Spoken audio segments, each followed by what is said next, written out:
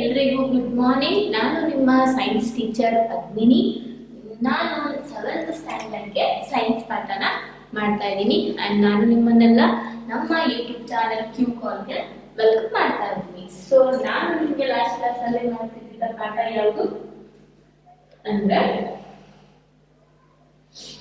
ನಾನು ನಿಮಗೆ ಅಡಾಪ್ಟೇಷನ್ಸ್ ಬಗ್ಗೆ ಹೇಳ್ತಾ ಇದ್ದೆ. Weather, climate and adaptations of animals to climate. ಈ ಪಾಠನ ನಾನು ನಿಮಗೆ ಮಾಡ್ತಾ ಇದ್ದೆ. ಸೊ ಇದರಲ್ಲಿ ನಾನು ನಿಮಗೆ ಹೇಳಿದ್ದೆ ವೆದರ್ ಅಂದ್ರೆ ಏನು, ಕ್ಲೈಮೇಟ್ ಅಂದ್ರೆ ಏನು.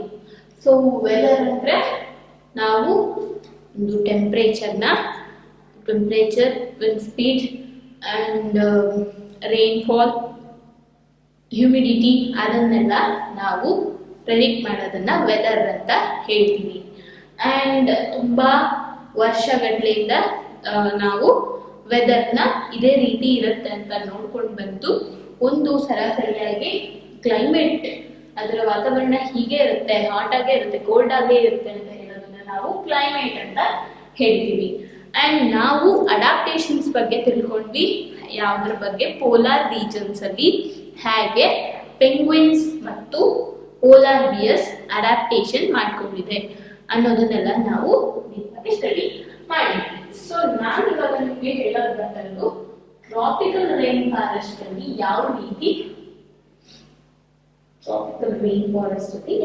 ಇದೆ ಅನ್ನೋದನ್ನ ಹೇಳಕ್ಕೆ ಬಂದಿದೆ.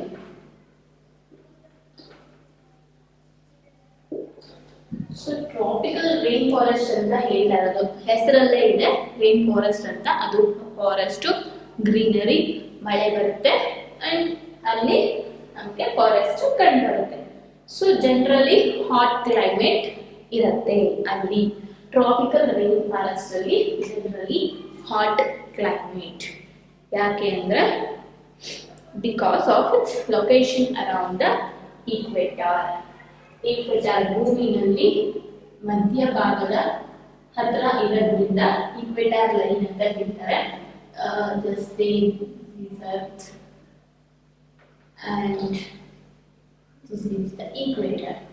ಈಕ್ವೇಟರ್ ರೀಜನ್ಸ್ ಹತ್ರ ಇರೋದೆಲ್ಲ ಹಾಟ್ ಕ್ಲೈಮೇಟ್ ಇರುತ್ತೆ ಅಂತ ಹೇಳ್ತಾ ಇದ್ದೀವಿ. ಸೊ ಈಕ್ವೇಟರ್ ಅಲ್ಲಿ ಇರೋದ್ರಿಂದ, ಅರೌಂಡ್ ದ ಈಕ್ವೇಟರ್ ಇರೋದ್ರಿಂದ ಅಲ್ಲಿ ಹಾಟ್ ಕ್ಲೈಮೇಟ್ ಇರುತ್ತೆ. And next, even in the coldest month, the temperature is generally higher than about 15 degree Celsius. So ಅಲ್ಲಿ ನಮಗೆ ಮೈನಸ್ ಟೆಂಪ್ರೇಚರ್ ಎಲ್ಲ ಇತ್ತು, ಫ್ರೀಸಿಂಗ್ ತರ. ಅಲ್ಲಿ ನಮಗೆ ಪೋಲಾರ್ ರೀಜನ್ಸ್ ಅಲ್ಲಿ ಫ್ರೀಸಿಂಗ್ ಪಾಯಿಂಟ್ ತರ ಸ್ನೋಫಾಲ್ ಫ್ರೀಸಿಂಗ್ ಆಗಿ ಯಾವ ತರ ಇತ್ತು, ಯಾವಾಗಲೂ ಸ್ನೋಫಾಲ್ ಮೈನಸ್ ಡಿಗ್ರೀಸ್ ಅಲ್ಲಿ ನಮಗೆ ಅಲ್ಲಿ ಕಂಡು ಬಂತು ಅಲ್ವಾ. ನಾವು ನೋಡಿದ್ವಿ ಮಿನಿಮಮ್ ಟೆಂಪ್ರೇಚರ್ ಅಲ್ಲಿ -0.6 ವರೆಗೂ ಬಂದಿತ್ತು. ಸೊ ಇಲ್ಲಿ ಏನಿದೆ ಅಂದ್ರೆ, ಇಲ್ಲಿ ಮಿನಿಮಮ್ 15 ಡಿಗ್ರಿ ಸೆಲ್ಸಿಯಸ್ ಇದ್ದೇ ಇರುತ್ತೆ. 15 ಡಿಗ್ರಿ ಸೆಲ್ಸಿಯಸ್ ಇದ್ದೇ ಇರುತ್ತದೆ. And during hot summer season ಅಲ್ಲಿ ಇದು ವಿಂಟರ್ ಅಲ್ಲಿ 15 ಡಿಗ್ರಿ ಸೆಲ್ಸಿಯಸ್ ಇರುತ್ತೆ. ಇನ್ನು ಸಮ್ಮರ್ ಅಲ್ಲಿ ಬಂದ್ಬಿಟ್ಟು ಎಷ್ಟು ಆಗ್ಬೋದು ಮ್ಯಾಕ್ಸಿಮಮ್ ಅಂತ ಹೇಳಿದ್ರೆ, ಮ್ಯಾಕ್ಸಿಮಮ್ 40 ಡಿಗ್ರಿ ಸೆಲ್ಸಿಯಸ್ ಆಗುತ್ತೆ. ಸೊ ವಿಂಟರ್ ಅಲ್ಲಿ 15 ಡಿಗ್ರಿ ಇರುತ್ತೆ, ಸಮ್ಮರ್ ಅಲ್ಲಿ 14 ಡಿಗ್ರಿ ತನಕ ಹಾಟ್ ಇರುತ್ತೆ. So days and nights are almost equal in length throughout the year. ವರ್ಷ ಎಲ್ಲ ಹಗಲು ರಾತ್ರಿ ಒಂದೇ ಈಕ್ವಲ್ ಲೆಂತ್ ಅಲ್ಲಿ ಇರುತ್ತೆ. ಅಂಡ್ ಅಲ್ಲಿ ಹೆಸರಲ್ಲೇ ಇರೋ ತರ ರೈನ್ ಫಾರೆಸ್ಟ್ ಅಂತ ತುಂಬಾ ಮಳೆ ಬೀಳುತ್ತೆ, ಜಾಸ್ತಿ ಮಳೆ, plenty of rainfall. This region will get the plenty of rainfall. And ಅಲ್ಲಿ ಜಾಸ್ತಿ ರೈನ್ಫಾಲ್ ಆಗೋದ್ರಿಂದ ಅಲ್ಲಿ ಚೆನ್ನಾಗಿ ಮರ ಚೆನ್ನಾಗಿ ಮರಗಳೆಲ್ಲ ಹಸಿರಾಗಿ ಬೆಳ್ಕೊಂಡಿರೋದ್ರಿಂದ ನಾವು ಅದನ್ನ ಟ್ರಾಪಿಕಲ್ ರೈನ್ ಫಾರೆಸ್ಟ್ ಅಂತ ಹೇಳ್ತಾ ಇದ್ದೀವಿ. ಸೊ ಇದೆಲ್ಲ ಎಲ್ಲಿ ನಮಗೆ ಕಂಡು ಬರುತ್ತೆ ಅಂದ್ರೆ western Ghats of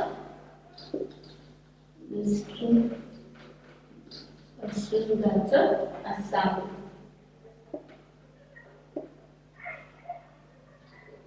Western Ghats Assam.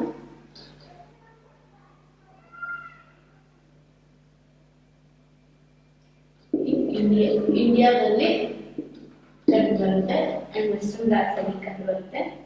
And then southern ಏಷ್ಯಾನಲ್ಲಿ ಕಂಡು ಬರುತ್ತೆ ಅಂಡ್ ಸೆಂಟ್ರಲ್ ಅಮೆರಿಕಾ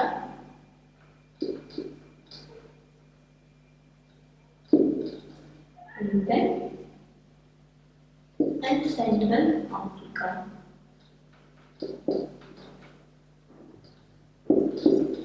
ಸೆಂಟ್ರಲ್ ಅಮೆರಿಕಾದಲ್ಲಿ ಮತ್ತು central Africa, southern Asia, western Ghats, Assam, ಇಂಡಿಯಾದಲ್ಲಿ ಈ ಟ್ರಾಪಿಕಲ್ ರೈನ್ ಫಾರೆಸ್ಟ್ ಕಂಡುಬರುತ್ತೆ. ಬಿಕಾಸ್ ಕಂಟಿನ್ಯೂಸ್ಲಿ ವಾರ್ಮ್ ಕಂಡೀಷನ್ ಇರುತ್ತೆ and heavy rainfall, plenty of rainfall ಇರುತ್ತೆ. ಅಂಡ್ ಈ ರೀಜನ್ ಅಲ್ಲಿ ಜಾಸ್ತಿ ಹಸಿರು ಬೆಳ್ಕೊಂಡಿರೋದ್ರಿಂದ ಇಲ್ಲಿ ಕೂಡ ತರಹೇವಾರಿ ಅನಿಮಲ್ಸ್, ಪ್ಲಾಂಟ್ಸ್ ಗ್ರೋತ್ ಆಗಿರುತ್ತೆ. ಸೊ ಮಳೆ ಎಲ್ಲಿರುತ್ತೋ ನೀರು ಅವಶ್ಯಕತೆ ಆಗಿದೆ. ಹಸಿರು ಚೆನ್ನಾಗಿ ಬೆಳ್ಕೊಳ್ಳುತ್ತೆ. ಹಸಿರು ಚೆನ್ನಾಗಿ ಬೆಳ್ಕೊಂಡಿದೆ ಅಂದ್ರೆ ಅದು ಅನಿಮಲ್ಸ್ಗೆ ಫುಡ್. ಸೊ ಫುಡ್ ಚೆನ್ನಾಗಿ ಸಿಗೋ ಜಾಗದಲ್ಲಿ ಅನಿಮಲ್ಸ್ ವಾಸ ಮಾಡುತ್ತೆ. ಸೊ ಇಲ್ಲಿ ನಮಗೆ ನಾನಾ ತರಹದ ಪ್ಲಾಂಟ್ಸ್ ಅಂಡ್ ಅನಿಮಲ್ಸ್ ಕಂಡು ಬರುತ್ತೆ. ಓಕೆನಾ? ಯಾವ ವೆರೈಟೀಸ್ ಆಫ್ ಅನಿಮಲ್ಸ್ ಕಂಡು ಬರುತ್ತೆ? ಮೇಜರ್ ಟೈಪ್ ಆಫ್ ಅನಿಮಲ್ಸ್ ಯಾವ್ದು ಕಂಡು ಬರುತ್ತೆ ಅಂದ್ರೆ ಮಂಕೀಸ್, apes, gorillas,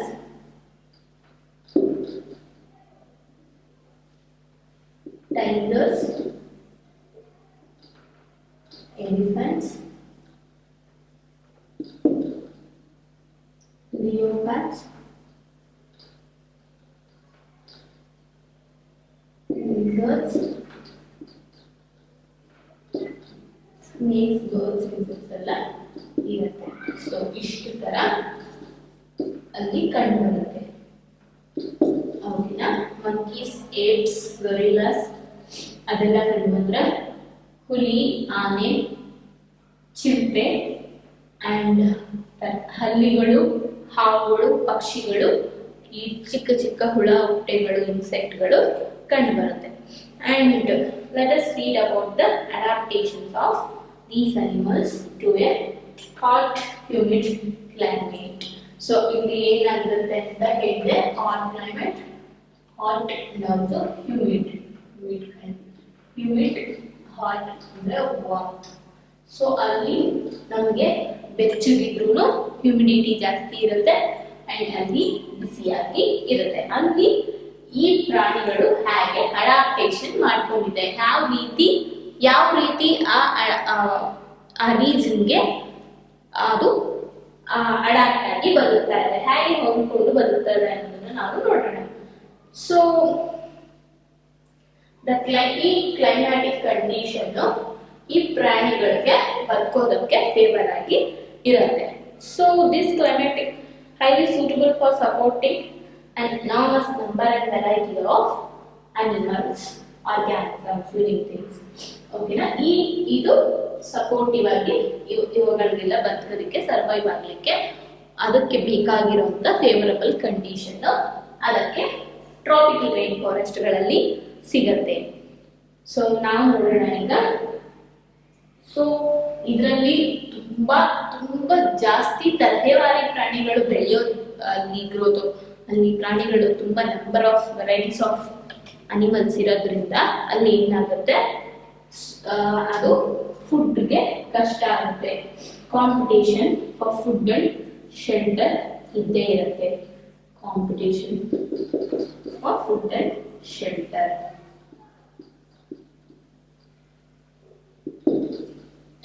ಇವುಗಳ ಮಧ್ಯೆ ಕಷ್ಟ ಇರುತ್ತೆ. ಸೊ ಅಂದ್ರೆ ಕೆಲವೊಂದು ಏನ್ ಮಾಡುತ್ತೆ, ಮರದ ಮೇಲೂ ಕೂಡ ಬದುಕತ್ತೆ. ಅಂಡ್ ಮರದ ಮೇಲೆ ತನ್ನ ಶೆಲ್ಟರ್, ಅದು ಬದುಕೋದಕ್ಕೆ, ವಾಸ ಮಾಡೋದಕ್ಕೆ ಜಾಗನ ಮರದ ಮೇಲೆ ಇರುತ್ತೆ. ಸೊ ಯಾವುದು ಆ ತರ ಮರದ ಮೇಲೆ ಬದುಕುತ್ತೆ ಅಂತ ಅಂದ್ರೆ red eyed frog. Red eyed frog. So ಹೆಸರಲ್ಲೇ ಇರೋ ತರ ಇದು ಕಪ್ಪೆ ತರಾನೇ ಇರುತ್ತೆ, ಬಟ್ ಅದಕ್ಕೆ ಕಣ್ಣುಗಳು ರೆಡ್ ಕಲರ್ ಆಗಿ ಇರುತ್ತೆ. ಸೊ ಹೆಸರಲ್ಲೇ ಇರೋ ತರ ಕಣ್ಣುಗಳು ರೆಡ್ ಕಲರ್ ಆಗಿ ಇರುತ್ತೆ. So sticky pads on its feet to help. ಏನ್ ಅಂದ್ರೆ ಅದಕ್ಕೆ ಅದರ ಫೀಟ್ ಅಲ್ಲಿ ಸ್ಟಿಕ್ಕಿ ಪ್ಯಾಡ್ಸ್ ಇದೆ. ಅದೇನ್ ಮಾಡುತ್ತೆ, ಮರ ಹತ್ತಲಿಕ್ಕೆ it will help to climb the tree.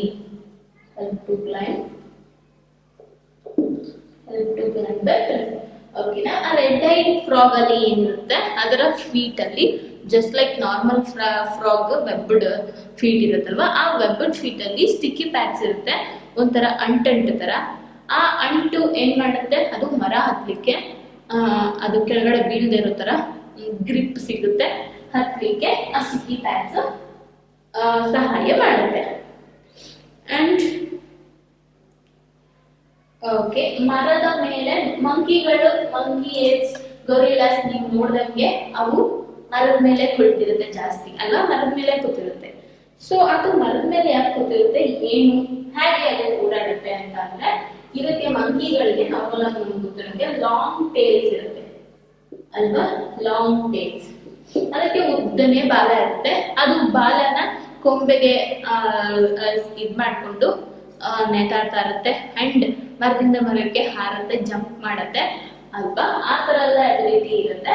Long tiles ನ ಸಹಾಯದಿಂದ ಅದು long tails will help in grip and not to fall, ಅಂದ್ರೆ ಬಿದೋಗದೇ ಇರೋ ಹಂಗೆ. ಅಂಡ್ ನಂತರ ಫುಡ್ ಗ್ರಾಸ್ಪಿಂಗ್ ಅಲ್ಲಿ ಹೆಲ್ಪ್ ಮಾಡುತ್ತೆ. For grasping branch.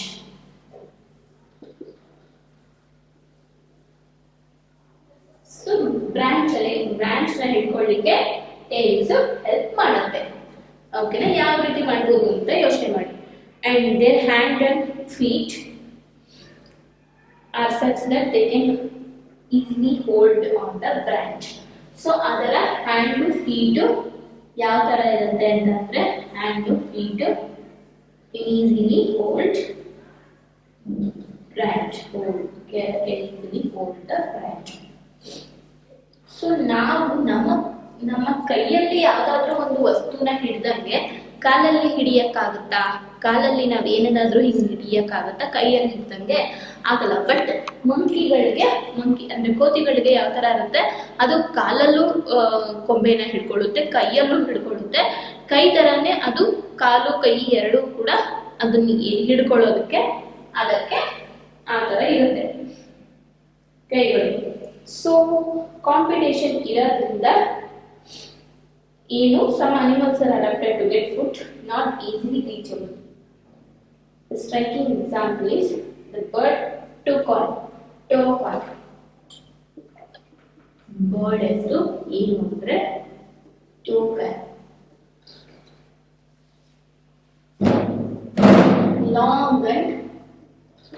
long and sharp, large beak ಇರುತ್ತೆ. ಲಾಂಗ್ ಲಾರ್ಜ್ ಬೀಕ್ ಅಂದ್ರೆ ಬಂದ್ಬಿಟ್ಟು ಅದಕ್ಕೆ ಉದ್ದನೆಯಾದ ಅಗಲವಾದ ಕೊಕ್ಕಿರುತ್ತೆ. ಸೊ ಈ ಕಾಲಿಗೆ ಮುಂದ್ಗಡೆ ಕೊಕ್ಕಿರುತ್ತೆ, ಕೋಳಿ ಕೊಕ್ಕಿರುತ್ತಲ್ವಾ, ಅದೇ ತರ ಈ ಟ್ಯೂಕ್ಯಾನ್ ಅನ್ನೋಂಥ ಒಂದು ಪಕ್ಷಿಗೆ ಉದ್ದನೆಯ ಕೊಕ್ಕು, ಅಗಲವಾಗಿ ಉದ್ದನೆಯ ಕೊಕ್ಕು ಇರುತ್ತೆ. ಸೊ ಆ ಕೊಕ್ಕಿನ ಸಹಾಯದಿಂದ ದೂರದಿಂದನೇ ಫ್ರೂಟ್ಸ್ ಇದು ಬಂದ್ಬಿಟ್ಟು ಫ್ರೂಟ್ಸ್ ನ ತಿನ್ನುತ್ತೆ. ಫ್ರಮ್ ಫಾರ್ ಡಿಸ್ಟೆನ್ಸ್ ಆಲ್ಸೋ ಅದು ಫ್ರೂಟ್ ನ ಕಚ್ಚಲಿಕ್ಕೆ ಸಹಾಯ ಆಗುತ್ತೆ. ಸೊ ಲಾರ್ಜ್ ಬೀಕ್ ಇರೋದ್ರಿಂದ ಅದು ಬ್ರಾಂಚಸ್ ಅಲ್ಲಿರುವಂತ ಅಂದ್ರೆ ಏನು ಸಣ್ಣ ಟೊಂಗೆ ಇರ್ತೈತಲ್ವಾ, ಏನು ದೊಡ್ಡ ಕೊಂಬೆನೆ ಗಿಡದ ಫುಲ್ಲು ಮರದ ಫುಲ್ಲು ದೊಡ್ಡ ಕೊಂಬೆನೆ ಇರೋದಿಲ್ಲ. ಆ ಬ್ರಾಂಚ್ಗಳು ಹೋಗ್ತಾ ಸಣ್ಣದಾಗಿ ಸಣ್ಣ ನಾವೇನು ಹೇಳ್ಬೋದು ಟೊಂಗೆ ಅಂತ ಹೇಳ್ಬೋದು, ಅದನ್ನ ಸಣ್ಣ ಸ್ಟೆಮ್ಗಳು ಬಂದಿರುತ್ತಲ್ವಾ, ಆ ಸ್ಟೆಮ್ ಮೇಲೆ ಹೋಗ್ಬಿಟ್ಟು ಈ ಪಕ್ಷಿ ಕುತ್ಕೊಂಡ್ರೆ ಅದ್ರ ವೇಟ್ ಇಂದ ಆ ಕಂಬೆನೆ ಮುರಿದು ಹೋಗ್ಬಿಡುತ್ತೆ, ಆ ಕಡ್ಡಿ ಮುರ್ದೇ ಹೋಗ್ಬಿಡುತ್ತೆ. ಸೊ ಇದಕ್ಕಿರುವಂತ ಉದ್ದ ಅಗಲವಾದ ಕೊಕ್ಕಿಂದ ಅದು ದೂರದಿಂದಾನೇ ಫ್ರೂಟ್ನ ದೂರದಿಂದಾನೇ ಕಚ್ಕೊಬಹುದು. ಅದರಿಂದ ಅದೊಂಥರ ಹೆಲ್ಪ್ ಆಗುತ್ತೆ. ಸೊ ಇದೇ ತರ ಬೇರೆ ಬೇರೆ ಪಕ್ಷಿಗಳು, ಪ್ರಾಣಿಗಳು ಬೇರೆ ಬೇರೆ ತರ ಅಡಾಪ್ಟೇಷನ್ ಮಾಡ್ಕೊಂಡಿದೆ. ಅದು ಯಾವುದು ಅಂತ ನೋಡೋದಾದ್ರೆ ಟ್ರಾಪಿಕಲ್ ಅನಿಮಲ್ಸ್ ಅಲ್ಲೆಲ್ಲ ಯಾವ ತರ ಅಡಾಪ್ಟೇಷನ್ಸ್ ಇರುತ್ತೆ ಅಂತ ಹೇಳೋದಾದ್ರೆ ಸೆನ್ಸಿಟಿವ್ ಹಿಯರಿಂಗ್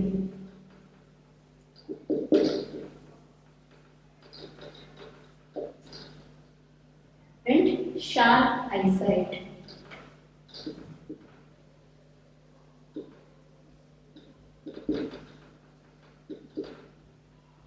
ಆಮೇಲೆ thick skin and a skin color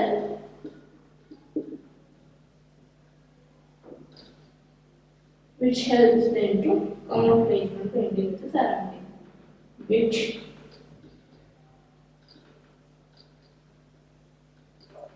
helps them to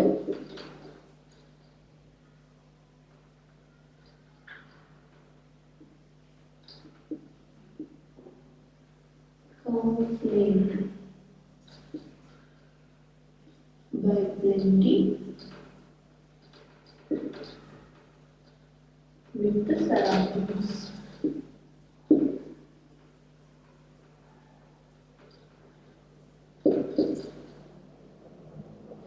so ಏನು ಅಂದ್ರೆ ಅವಕ್ಕೆಲ್ಲ ಸೆನ್ಸಿಟಿವ್ ಹಿಯರಿಂಗ್ ಇದೆ. ಅಂದ್ರೆ ಅವು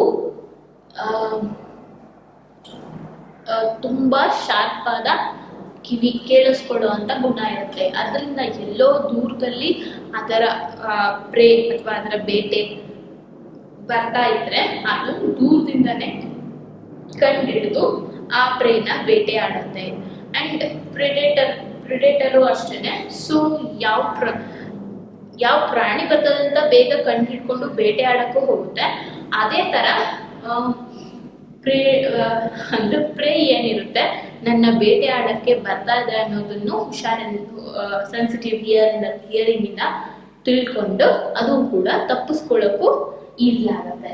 ಅಂಡ್ ಅದಕ್ಕೆ ಶಾರ್ಪ್ ಐಸೈಟ್ ಇರೋದ್ರಿಂದ ಅದು ದೂರ ಎಲ್ಲಿ ಪ್ರೇ ಇದೆ, ಎಲ್ಲಿ ಪ್ರಿಡೇಟರ್ ಇದೆ ಅನ್ನುವಂಥ ಇನ್ಫಾರ್ಮೇಶನ್ ಈಸಿಯಾಗಿ ತಿಳ್ಕೊಳ್ಳುತ್ತೆ. ಸೊ ಥಿಕ್ ಸ್ಕಿನ್ ಇರೋದ್ರಿಂದ ಅದು ಥಿಕ್ ಸ್ಕಿನ್ ಇದೆ. ಆಕ್ಚುಲಿ ಅಲ್ಲೇನು ತಣ್ಣಗಿನ ವಾತಾವರಣ ಇಲ್ಲ, ವಾಮ್ತ್ ಕ್ಲೈಮೇಟೇ ಇರುತ್ತೆ. ಆದ್ರೂ ಥಿಕ್ ಸ್ಕಿನ್ ಇರೋದ್ರಿಂದ ಅದು ಬೆಚ್ಚಗೆ ಇರುತ್ತೆ, ಮಳೆ ಗಾಳಿ ಅಂಡ್ ಮಳೆ ಬಂದಾಗ ಥಿಕ್ ಸ್ಕಿನ್ ಇರೋದ್ರಿಂದ ಅದು ತಪ್ಪಿಸ್ಕೊಳ್ಳುತ್ತೆ. And skin colour which helps them to camouflage ಅಂದ್ರೆ ಅದು ತಪ್ಪಿಸ್ಕೊಳ್ಳೋದು.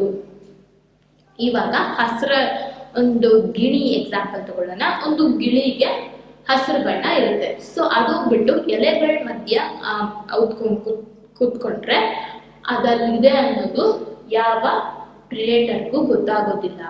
ಅದಕ್ಕೋಸ್ಕರ ಅದು ಅದರಲ್ಲಿ ಹೋಗಿ ಬಚ್ಚಿಟ್ಕೊಳ್ಬಹುದು. So skin colour which helps to camouflage ಅಂದ್ರೆ ಬಚ್ಚಿಟ್ಕೊಳ್ಳೋದು. ಆ ಸರೌಂಡಿಂಗ್ ಹಸಿರು ವಾತಾವರಣದ ಜೊತೆ ಹಸಿರಾಗೆ ಇದ್ದು ಹೋಗಿ ಬಚ್ಚಿಟ್ಕೊಂಡ್ ಬಿಡುತ್ತೆ. ಅದನ್ನ ನಾವು ಕಾಮುಫ್ಲೇಜ್ ಅಂತ ಹೇಳ್ಬೋದು. ಸೊ ಈ ತರ ಎಲ್ಲ ಅದಕ್ಕೆ ಅಡಾಪ್ಟೇಷನ್ಸ್ ಇರುತ್ತೆ. ಸೊ ಆ ನಂತರ ಬಿಗ್ ಕ್ಯಾಟ್ಸ್ ಅಂಡ್ ಅಲ್ಲಿ ಕ್ಯಾಟ್ಗಳು ಬಿಗ್ ಕ್ಯಾಟ್ಸ್ ಅಂತ ಹೇಳ್ತಾರೆ. ಲೈಕ್ ಯಾವ ತರ ಅಂತ ಅಂದ್ರೆ Lions, tigers have thick skin and lion and tigers ಇದೆ. ಟೈಗರ್ ಚೀತಾ ಇದೆ ಅಂತ ಹೇಳಿದ್ವಿ, ಲಿಯೋಪಾರ್ಡ್ ಇದೆ, ಟೈಗರ್ ಇದೆ ಅಂತ ಹೇಳಿದ್ನಲ್ಲ. ಟೈಗರ್, ಲಯನ್, ಲಿಯೋಪಾರ್ಡ್ಗೆಲ್ಲ ಯಾವ ತರ ಇರುತ್ತೆ ಅಂತ ಅಂದ್ರೆ ಥಿಕ್ ಸ್ಕಿನ್ ಇರುತ್ತೆ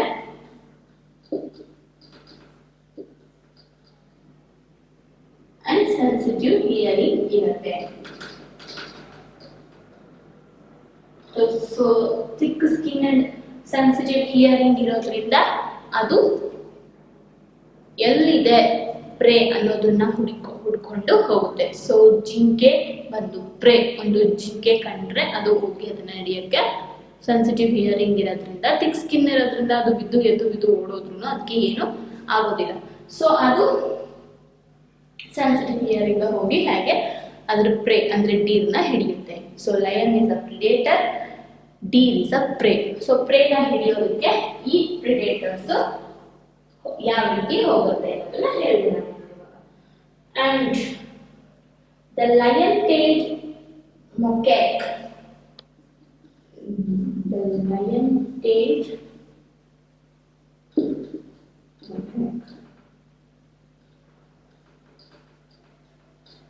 ಇದನ್ನ ಬಿಯರ್ಡ್ ಏಪ್ ಅಂತಾನು ಕರೀತಾರೆ. Beard ape. So beard ape ಬಂದ್ಬಿಟ್ಟು ಇದು rain forest of Western Ghats ಅಲ್ಲಿ ಕಂಡು ಬರುತ್ತೆ. ಇದು ವೆಸ್ಟರ್ನ್ ಘಾಟ್ಸ್ ನ ರೈನ್ ಫಾರೆಸ್ಟ್ ಅಲ್ಲಿ ಕಂಡು ಬರುತ್ತೆ. ಅಂಡ್ ಇದು ಬಂದು ಒಂದು ಪಕ್ಷಿ, ಇಟ್ಸ್ ಅ ಬರ್ಡ್. ಹೌದಾ, ಇದು ಮರಗಳ ಮೇಲೆ ಕೂತಿರುತ್ತೆ. ಅಂಡ್ ಇದು ಯಾವ ರೀತಿ ಇರುತ್ತೆ ಅಂದ್ರೆ ಔಟ್ಸ್ಟ್ಯಾಂಡ್ ಸಿಲ್ವರ್ ವೈಟ್ ಮೇಲ್ ಇರುತ್ತೆ. ಅಂದ್ರೆ ಅದರ ಮುಂದೆ ಮುಖದ ಭಾಗ ಸಿಲ್ವರ್ ವೈಟ್ ಇರುತ್ತೆ. ಅಂಡ್ ಹೆಡ್ ಎಲ್ಲ ಸಿಕ್ಸ್ ಡೌನ್ ಟು ಸ್ಟಿಲ್, ಅದು ಒಂಥರ ಅದರ ಮುಖ ಬೇರೆ ತರನೇ ಇರುತ್ತೆ. ಅದನ್ನ ತೋರಿಸ್ತೀನಿ ನೋಡಿ ಇವಾಗ ನಿಮ್ಗೆ.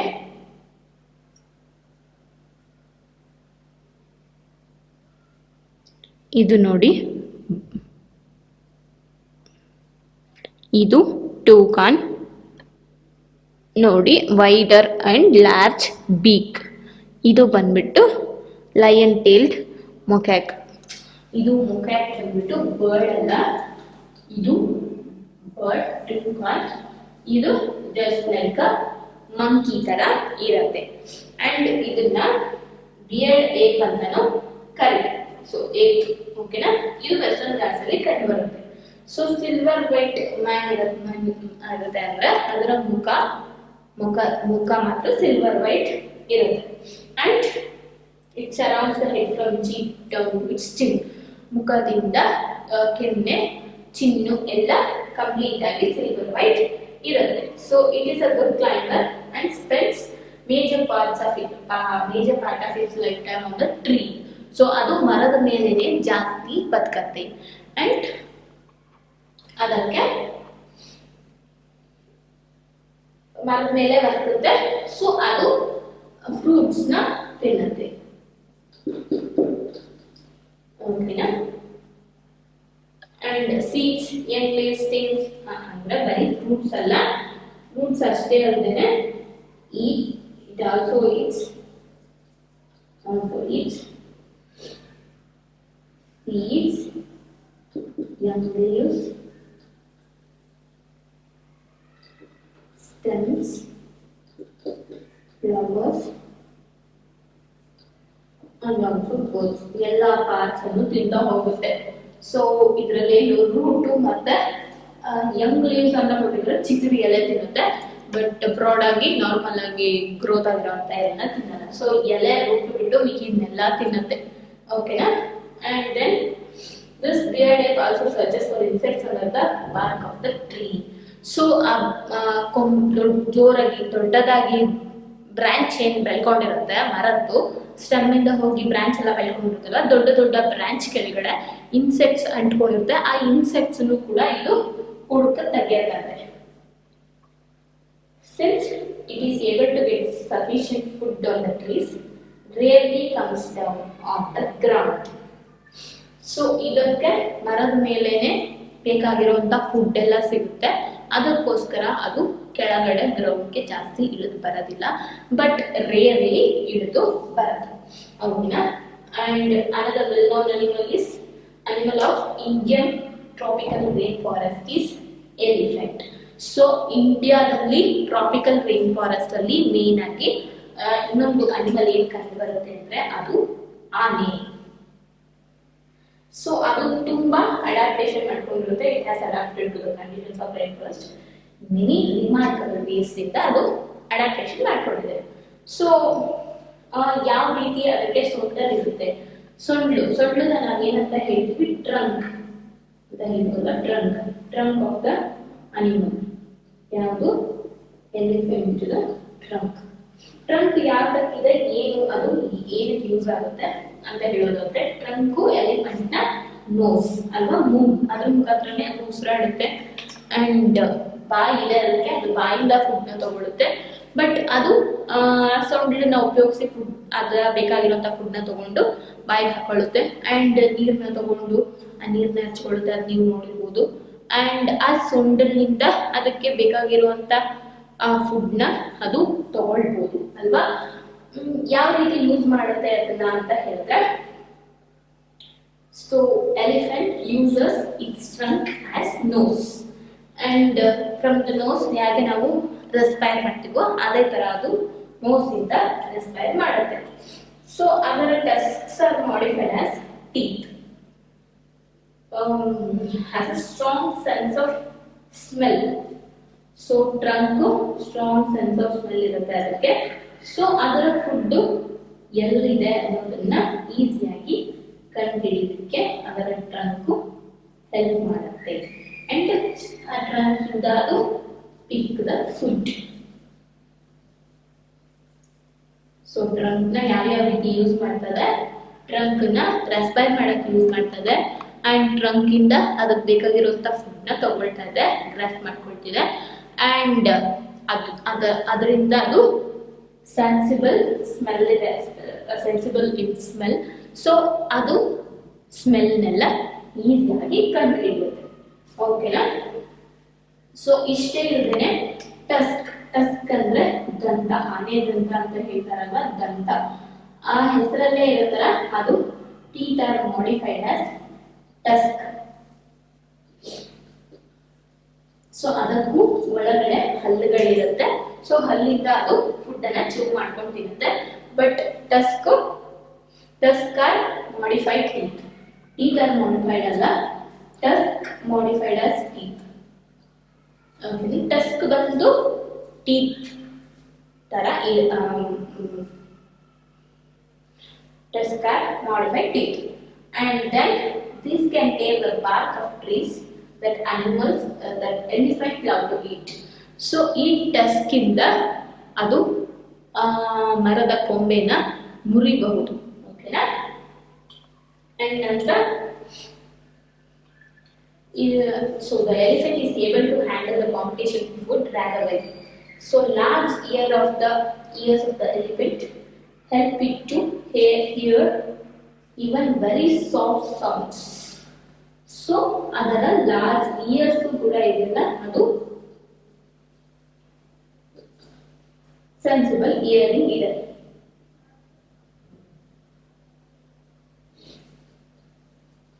ಸೊ ಯಾವುದು ಸಣ್ಣ ಸೌಂಡ್ ಬಂದ್ರೂ ಅದು ಕಂಡುಹಿಡಿದು ಅದು ಊಟನ ಕಂಡುಹಿಡ್ಕೊಳ್ಳುತ್ತೆ. So they also help the elephant to keep cool in the hotter humid climate of the rainforest. So ಅದಕ್ಕೆ ನಮಗೆ ಗೊತ್ತಿರೋ ಹಂಗೇನೆ ಅದ್ರ ಮೇಲೂ ಹೇರ್ಸ್ ಇರುತ್ತೆ. ಅಂಡ್ ದಪ್ಪನೆಯ ಚರ್ಮ ಇರುತ್ತೆ. ಅಂಡ್ ಅದು ಮರಗಳಿನ ಕೊಂಬೆಗಳನ್ನ ಮುರಿದು ಎಲೆಗಳನ್ನ, ಅದರ ಒಂದು ಮರದ ತಾಚನ್ನ ತಿನ್ನುತ್ತೆ. ಅಂಡ್ ಅದರ ಮೂಗಿಂದ ಸ್ಮೆಲ್ ಮಾಡಿ ಯಾವ ರೀತಿ ಫುಡ್ ಬೇಕು ಅನ್ನೋದನ್ನ ನೋಡುತ್ತೆ. ಅಂಡ್ ಸ್ಮೆಲ್ ತುಂಬಾ ಸ್ಟ್ರಾಂಗ್ ಸ್ಮೆಲ್ಲಿಂಗ್ ಅದು ಮಾಡೋದ್ರಿಂದ ಫುಡ್ ಅನ್ನ ಈಸಿಯಾಗಿ ದೊರಕಿಸ್ಕೊಳ್ಳುತ್ತೆ. ಅಂಡ್ ಅದು ಈ ಒಂದು ಕಾಂಪಿಟೇಷನ್ ಇಂದ, ಈ ಕಾಂಪಿಟೇಷನ್ ಅಲ್ಲಿ ಅದಕ್ಕೂ ಫುಡ್ ಸಿಗತ್ತೆ. ಸೊ ಅದು ಕಾಂಪಿಟೇಷನ್ ಅಲ್ಲಿ ಫುಡ್ ಕೆಲವೊಂದು ಸಿಗುತ್ತೆ, ಕೆಲವೊಂದು ಸಿಗಲ್ಲ ಅಂತ ಅನ್ಕೊಳ್ತೀವಲ್ಲ, ಆ ತರ ಅಂದ್ರೆ ಇದಕ್ಕೆ ಇದರ ಏನು ಬಾಡಿ ಫೀಚರ್ಸ್ ಇಂದ it will get the food easily. Okay, ಯಾವ ರೀತಿ ಫುಡ್ ಸಿಗುತ್ತೆ ಅದಕ್ಕೆ ಅನ್ನೋದೆಲ್ಲ ನಮ್ಗೆ ಇವಾಗ ಗೊತ್ತಾಯ್ತು. ಸೊ ಈಗ ನಮಗೆ ಟ್ರಾಪಿಕಲ್ ರೈನ್ ಫಾರೆಸ್ಟ್ ನ ಅನಿಮಲ್ಸ್ ಅಲ್ಲಿ ಯಾವ ರೀತಿ ಇದೆ ಅಡಾಪ್ಟೇಷನ್ಸ್, ಯಾವ ರೀತಿ ಅದರ ಬಾಡಿನ ಅದು ಅಡ್ಯಾಪ್ಟ್ ಮಾಡ್ಕೊಂಡಿದೆ, ಅದರ ಬಾಡಿ ಪಾರ್ಟ್ಸ್ನ ಯೂಸ್ ಮಾಡಿಕೊಂಡು ಹೇಗೆ ಅದರ ಫುಡ್ನ ಪಡ್ಕೊಳ್ಳುತ್ತೆ ಆ್ಯಂಡ್ ಯಾವ ರೀತಿ ಪ್ರೇನ ಬೇಟೆಯಾಡುತ್ತೆ ಅನ್ನೋದೆಲ್ಲ ನಾವಿವಾಗ ತಿಳ್ಕೊಂಡಿದ್ವಿ. ಸೊ ಈಗ ಈ ಪಾಠ ಮುಗಿದಿದೆ ಆ್ಯಂಡ್ ನಮ್ಮ ವಿಡಿಯೋನ ಲೈಕ್ ಮಾಡಿ, ಶೇರ್ ಮಾಡಿ, ನಿಮ್ಮ ಫ್ರೆಂಡ್ಸಿಗೂ ನಮ್ಮ ವಿಡಿಯೋಸ್ನ ನೋಡ್ಲಿಕ್ಕೆ ಹೇಳಿ. ಆ್ಯಂಡ್ ನಮ್ಮ ಚಾನಲ್ ಕ್ಯೂಕಾಲ್ ಚಾನಲ್ನ ಸಬ್ಸ್ಕ್ರೈಬ್ ಮಾಡ್ಕೊಳ್ಳಿ. ಸಬ್ಸ್ಕ್ರೈಬ್ ಮಾಡಿಕೊಂಡು ನಮ್ಮ ವಿಡಿಯೋಸ್ನೆಲ್ಲ ನೋಡ್ತಾ ಇರಿ. And thank you for watching.